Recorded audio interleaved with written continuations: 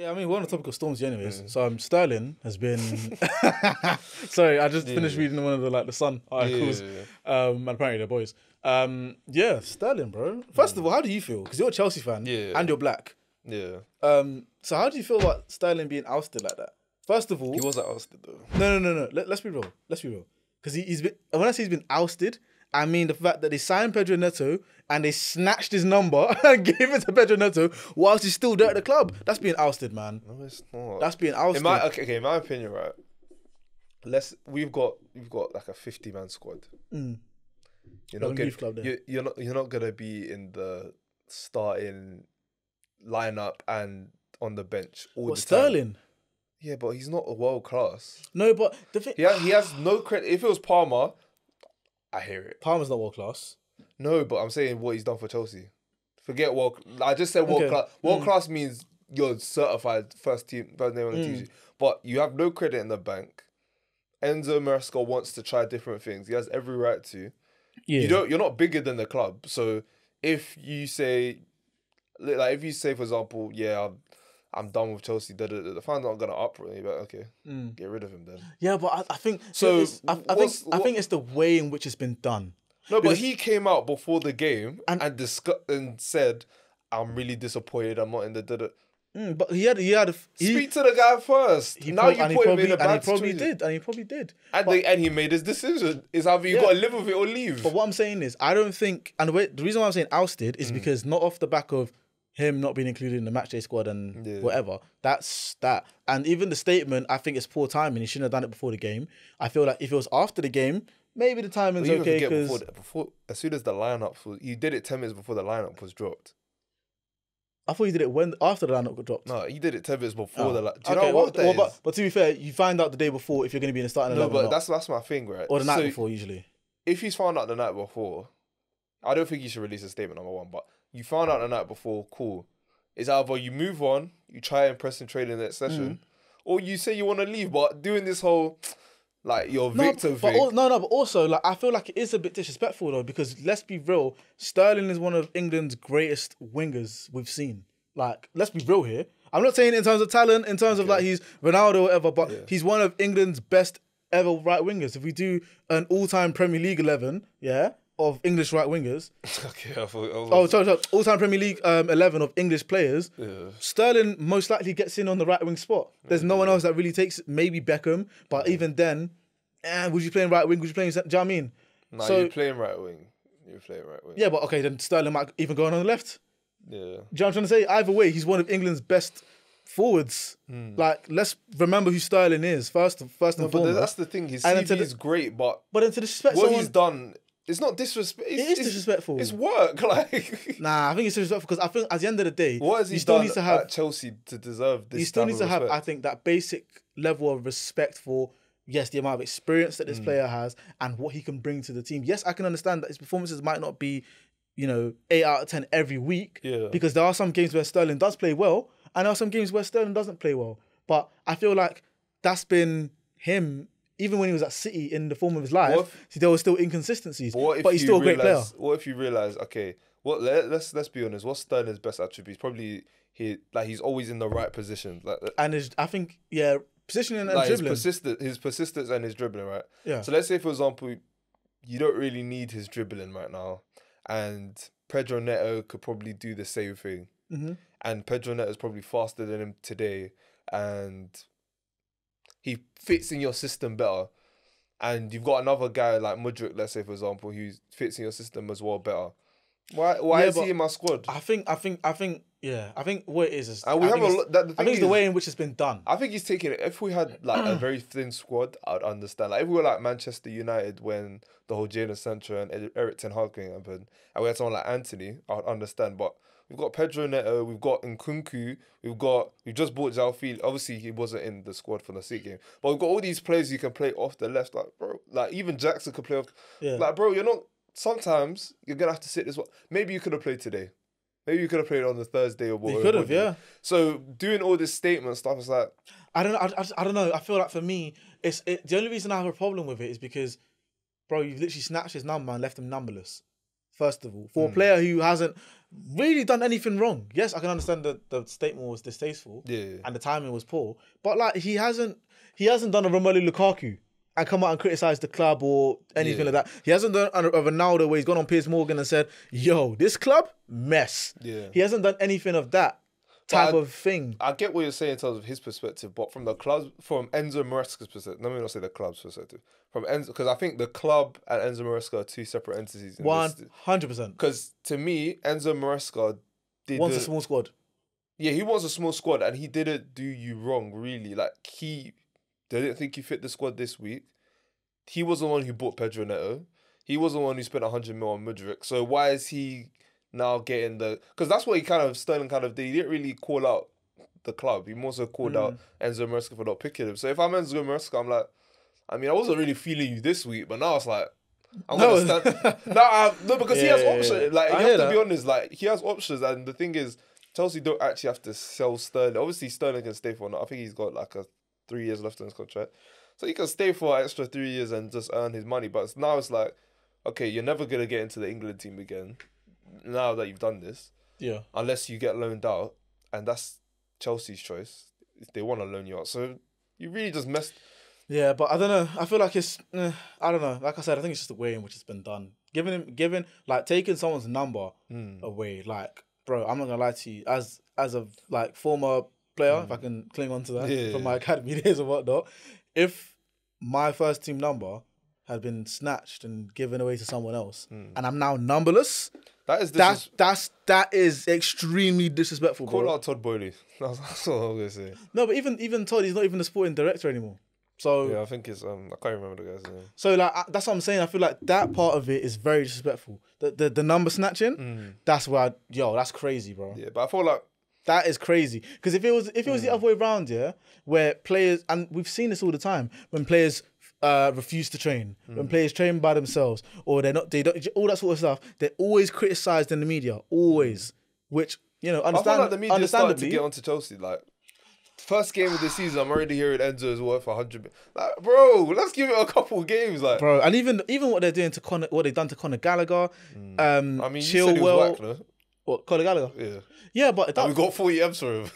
No. But what I'm saying, the way in which they've ousted these players, like, these are academy boys and they've grown up Chelsea. Chalobah as well. So it's like it's okay. It's all well and good getting rid of players like Sterling, who you might view as mercenaries, and players like that is not up to scratch anymore. Cool, let's go. But when it's someone that is an academy talent, and I'm talking about Chalobah, I'm talking about Conor Gallagher, even what they've done to, like, I guess, Loftus-Cheek is different because of his injuries and whatnot.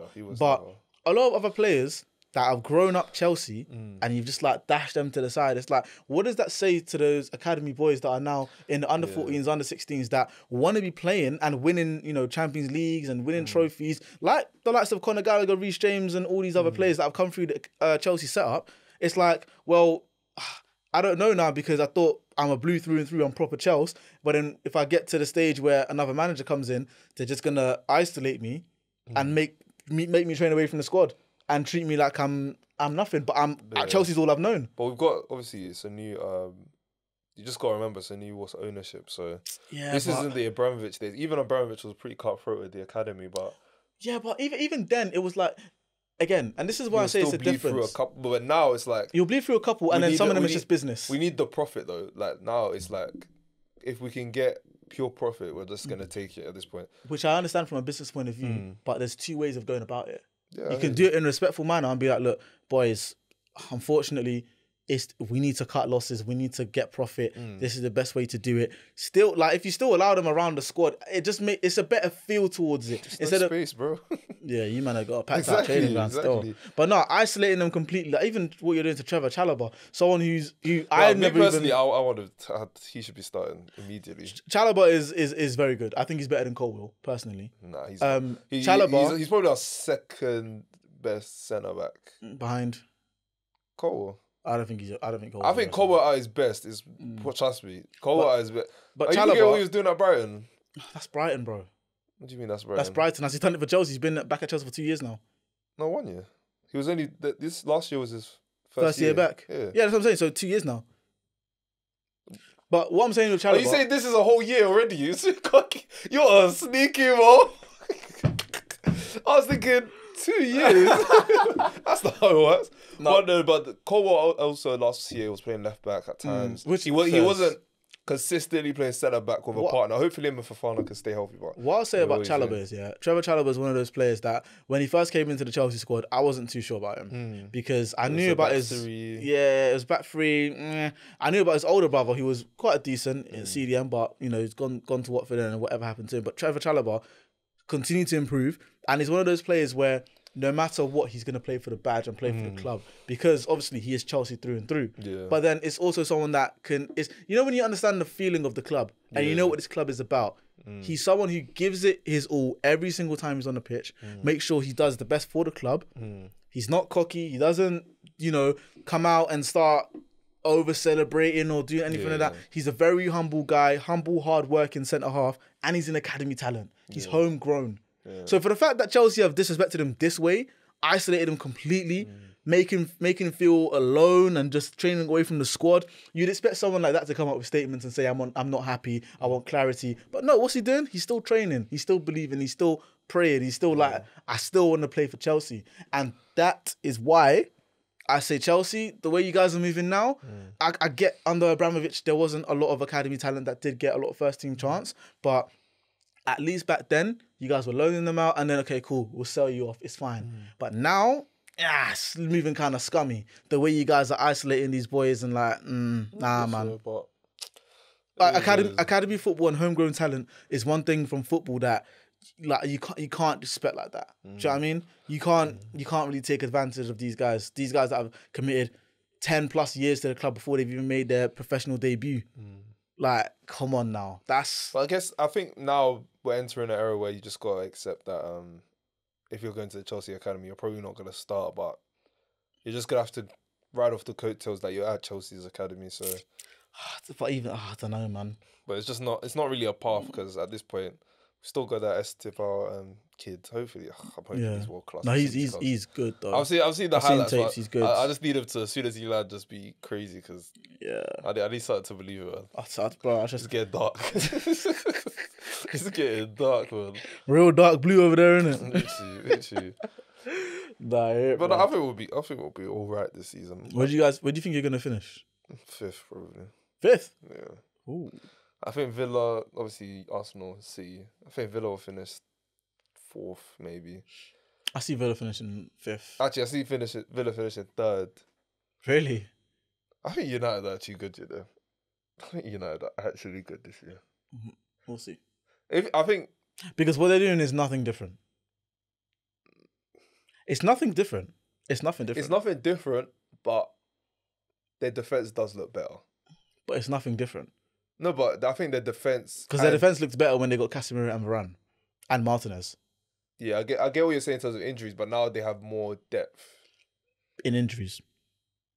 No, I'm saying they have De Ligt now. And to be fair, like, who knows, Mazraoui as well, but Maguire still looks all right. Like, he looked against the smaller teams, Maguire's all right. I don't know. Like, I'm still on the fence. Like, I don't think they're going to have anything too different to what they achieved last year. I think if everyone's bad around them or if everyone's shaky around them, I still think they can maybe nick. Where they finished last year? 8th? Yeah. I feel like But we finished 6th and it was like a less than 3 points in between. Yes, I think they'll finish in around that 5th to 8th spot.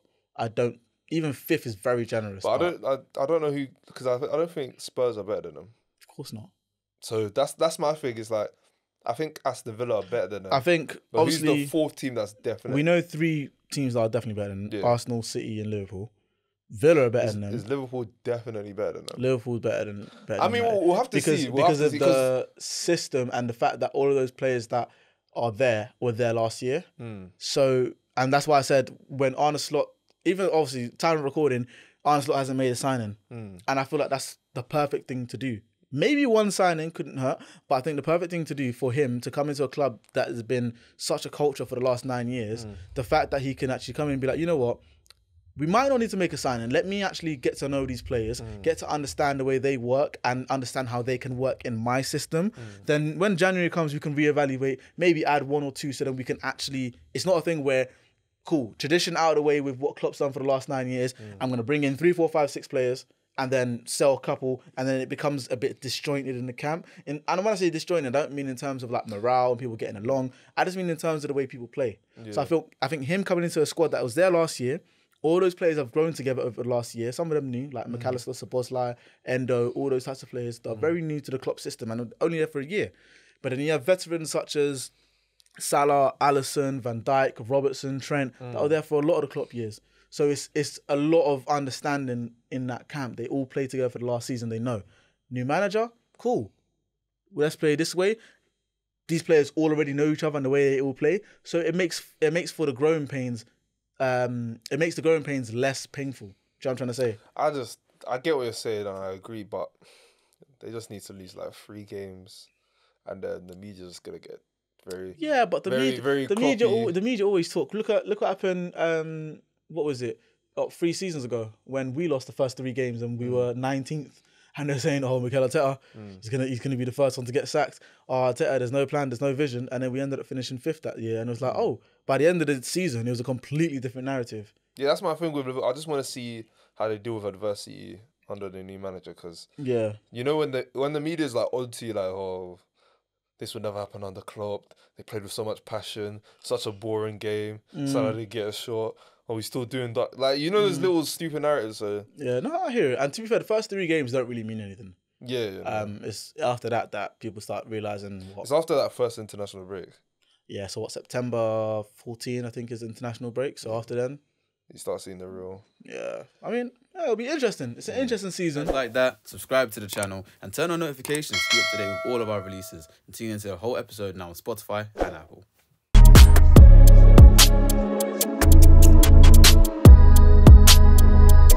We